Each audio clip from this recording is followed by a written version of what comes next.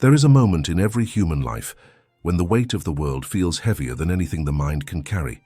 Expectations, pressures, fears, imagined futures, past mistakes, and uncertainties seem to close in from every direction, demanding attention, demanding control, demanding answers. Yet beneath this storm lies a single truth so sharp and so liberating that it cuts through the chaos like a blade. Most of what disturbs us does not belong to us. Most of what we try to grasp cannot be grasped, and most of what we attempt to control was never ours to command in the first place. This insight, expressed with striking clarity by Seneca, offers both a warning and a promise. Control what depends on you, and let the rest fall away. This idea forces a confrontation with the way the mind naturally behaves. The mind reaches outward, attempting to shape events, opinions, outcomes, and the universe itself according to its desires. It wrestles with the uncontrollable, hoping to bend reality to its will. But the more it tightens its grip, the more the world resists. Seneca's message is not merely a recommendation, it is a radical shift in perspective. It challenges the instinct to dominate circumstances and redirects attention toward the one domain where power is absolute, the inner self. What happens when a person stops trying to micromanage fate and begins to govern only their thoughts, actions, judgments, and intentions? What emerges when one stops trying to reform the world and instead reforms their own relationship with it? This question becomes the doorway into a deeper inquiry. Is freedom found in mastery over external events or in mastery over the self? The Stoics argued that the boundaries of true control are far narrower than people imagine. According to Seneca, everything outside of one's reasoned choices belongs to the realm of chance, nature, or destiny. These forces operate independently of desire. They answer to no individual. Whether the world praises or criticizes, whether events unfold smoothly or violently, whether the path is blocked or open, none of it can be shaped by sheer will. Yet the internal response to these conditions remains untouched and ungoverned by anything outside. It is within this response that a person discovers the essence of autonomy. When this idea is embraced, something profound occurs. The connection between external chaos and internal disturbance weakens. The mind begins to recognize that suffering often arises not from events themselves, but from the insistence that events should be different. Frustration is born from resistance, and resistance grows from the belief that outcomes are personal possessions. But outcomes are not possessions, they are visitors. They enter the mind, they leave the mind, and none of them belong to anyone. This raises an unsettling yet necessary question. How much of life is wasted trying to influence what cannot be influenced? How much energy dissolves into anxiety over opinions that cannot be controlled, situations that cannot be predicted, or problems that cannot be forced into resolution? And more importantly, what could happen if that energy were reclaimed and directed inward toward the refinement of one's character, discipline, and clarity? Seneca's principle creates a mental filter through which every concern can be examined. Does this depend on me? If the answer is yes, it deserves full effort, focus, and commitment. If the answer is no, it deserves release, not because it is unimportant, but because it belongs to a realm where force is useless. Trying to command what is not yours blinds you to what is. And what is yours, your reason, your decisions, your moral purpose, contains far more transformative power than anything outside. This shift produces a unique form of calm. Not a passive calm, but an active one. It is a calm built from precision, knowing exactly where to place effort and exactly what to ignore. It is the calm of someone who no longer stands in opposition to the natural flow of events, but walks alongside it. This harmony is not achieved by withdrawing from life, but by approaching life with sharper boundaries and stronger understanding. Yet this clarity gives rise to a powerful paradox. The less a person tries to control what lies outside themselves, the more influence they often gain over their experience of life. Control, as Seneca describes it, is not about domination, but about alignment. It is about recognizing the structure of reality and choosing to operate within it instead of against it. This creates a mind that cannot be coerced by external storms because it has stopped expecting the world to obey its desires. Still, many resist this idea because it feels like surrender. It feels like giving up the battle for one's place in the world. But Seneca would argue that it is not surrender, it is liberation. It is the act of laying down burdens that were never meant to be carried. It is the realization that peace does not come from managing everything, but from mastering the one thing that matters most, the self. If this principle is taken seriously, it forces a re-evaluation of nearly every thought and action. It forces one to ask whether the struggle is necessary, whether the worry is justified, whether the anger is useful, and whether the anxiety is rooted in something that can actually be changed. Most distress dissolves under this examination, not because the external situation improves, but because the internal relationship with it transforms. Control what depends on you. Ignore the rest. These words do not propose a life without challenges. They propose a life where challenges are divided into two categories, those that require action and those that require acceptance. This division is not merely logical, it is powerful. It allows the mind to focus like a blade, sharp, deliberate, unclouded by the noise of things beyond its reach. This principle becomes the cornerstone of philosophical strength. It becomes the foundation for resilience, presence, clarity, and purpose. And it lays the groundwork for a deeper exploration of how to navigate a world that refuses to be controlled, yet invites every person to control themselves. A single question remains. If a person truly adopted Seneca's principle, how different would their life become? To grasp the depth of Seneca's principle, one must first examine the subtle workings of the mind. Every experience is filtered through interpretation, and it is this interpretation, not the external event, that shapes emotional life. The Stoics argued that disturbances arise from judgments, not circumstances. Once this is understood, control shifts inward. The individual stops trying to force outcomes and instead begins refining the lens through which the world is perceived. Control in the Stoic sense is not about bending reality to personal desire. It is the ability to choose one's response with clarity and intention. External situations follow their own logic and unfold independently of personal will.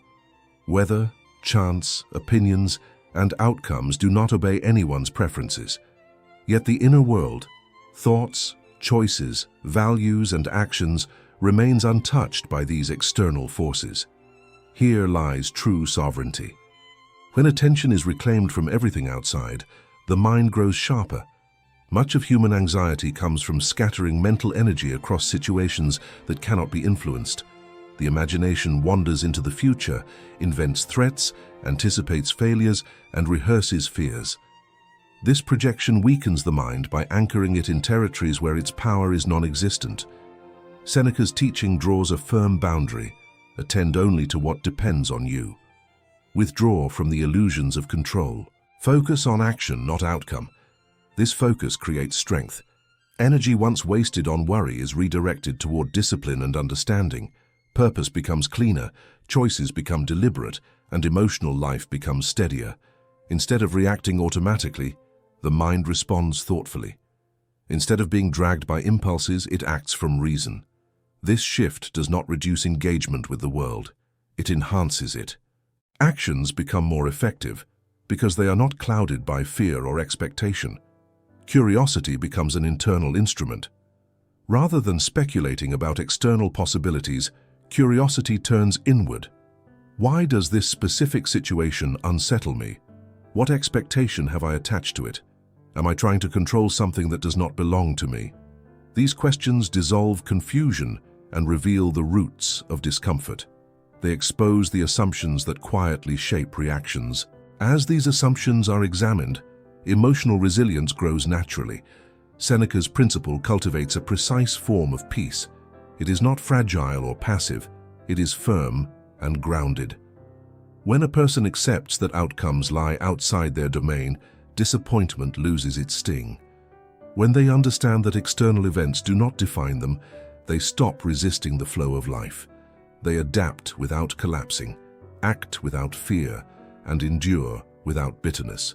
And from this inner alignment emerges a quieter, deeper power, the power of a mind that knows exactly what belongs to it and refuses to carry anything that does not.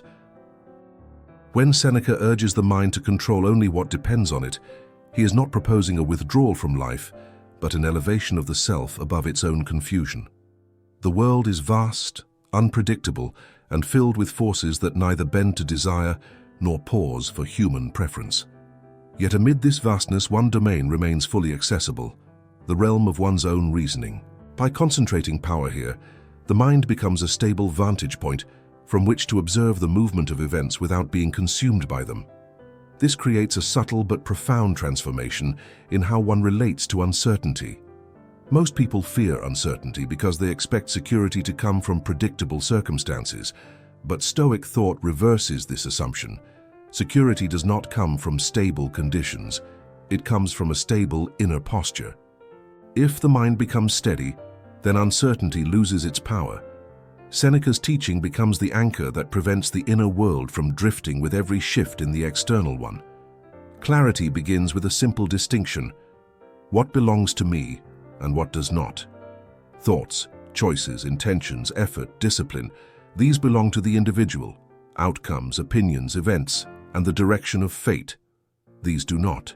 The modern mind tends to mix these categories, placing emotional weight on things that lie beyond its reach. This confusion generates frustration, anxiety, and helplessness. But when the categories are separated, the emotional landscape becomes calmer. The individual sees that the external world is not an adversary, but a field of events that unfold independently.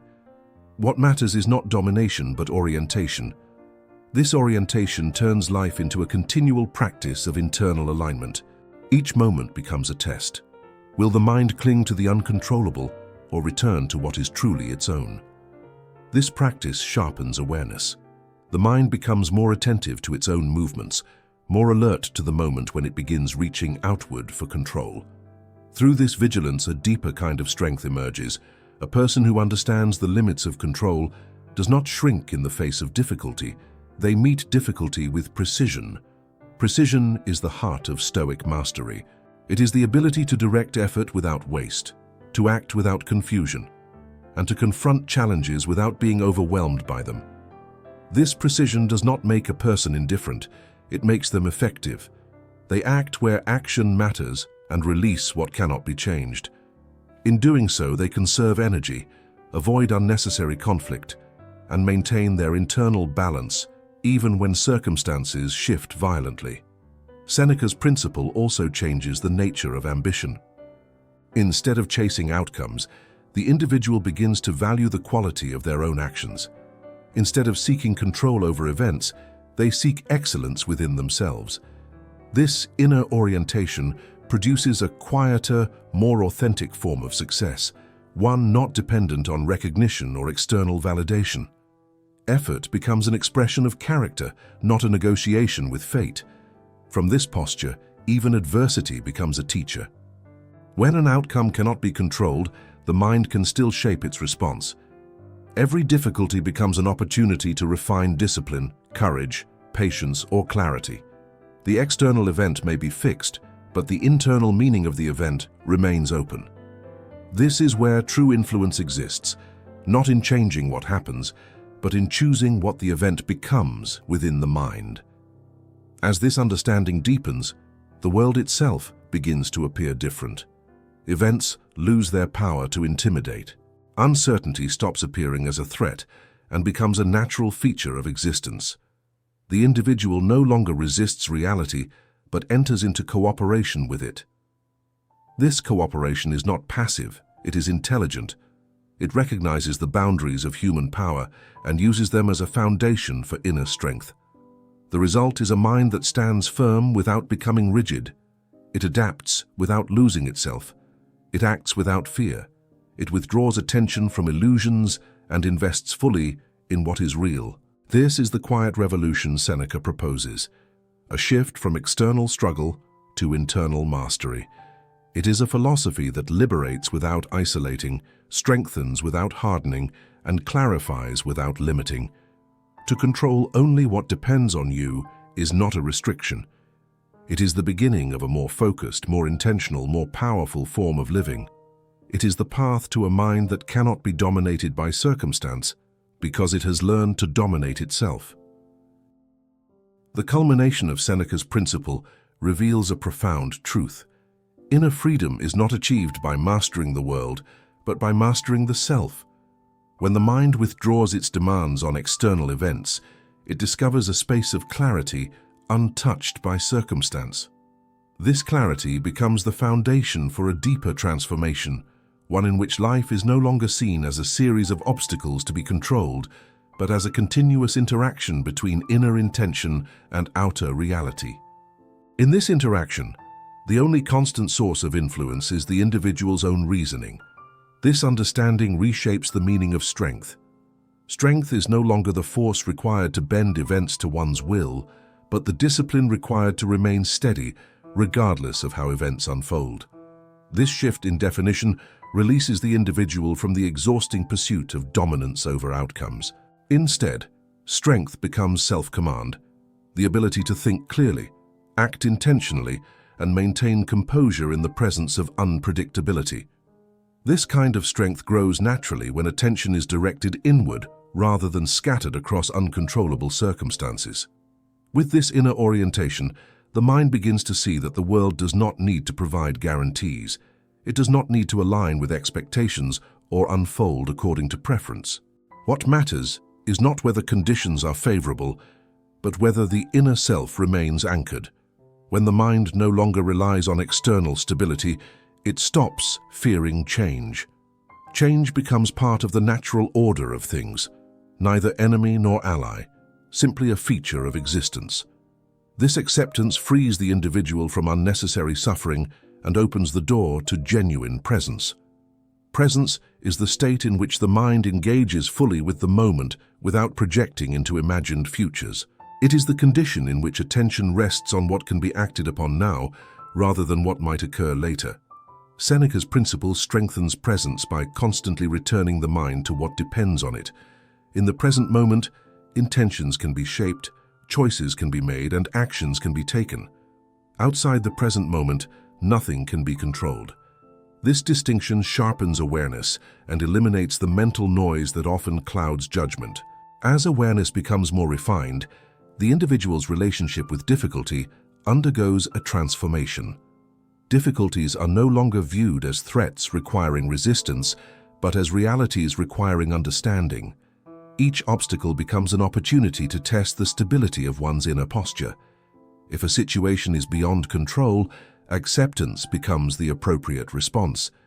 If something can be influenced through effort, action follows naturally. This flexibility, knowing when to act and when to yield, is a fundamental expression of wisdom. This wisdom is not abstract or distant. It is practical and immediate. It guides how the mind interprets events, how it assigns value, and how it shapes meaning. When the mind refuses to attach unnecessary significance to external circumstances, it gains the freedom to assign meaning deliberately. A setback does not define the individual, the response does. An event does not determine character, the interpretation does. Through this lens, life becomes less reactive and more deliberate. In the midst of this philosophical clarity emerges a powerful emotional shift. The heart becomes calmer, lighter, and less burdened by the weight of expectation. Emotional turbulence loses its force because it lacks the fuel of unrealistic demands. Fear loses its grip because it is rooted in outcomes that no longer hold decisive power. Disappointment fades quickly because it is not tied to the illusion of control. What remains is a steadiness that cannot be shaken by the world because it does not depend on the world. From this steadiness arises a final realization. The greatest act of freedom is to focus one's life on what the mind can truly command. Everything else belongs to the flow of nature. By embracing this flow, the individual does not give up power, but gains a power far more enduring, self-possession. Control what depends on you, ignore the rest. In these words lies not only a method for navigating existence, but a path toward a more lucid, grounded, and courageous way of living. It is an invitation to cultivate strength where it truly resides, to release the burdens that do not belong to you, and to build a life rooted in intention rather than reaction. And as every philosopher who embraced this principle ultimately understood, a mind aligned with its own nature becomes a force capable of facing the world without fear.